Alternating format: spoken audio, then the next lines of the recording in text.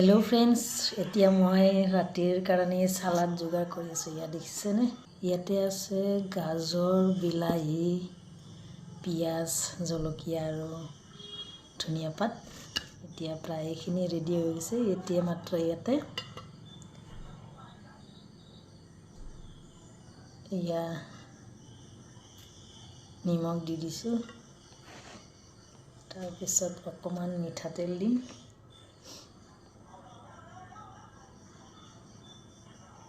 या मिठातेल दिलूँ और इतना धुनियाके सानी लम एनेके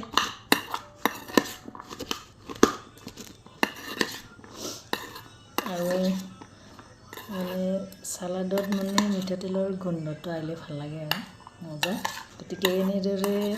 কোনে কোনে সালাড বনাই খাই জনাব এইখিনি ৰেডি হৈ গ'ল গতিকে আজি ৰাতি সালাডৰ ভাত আৰু দিছে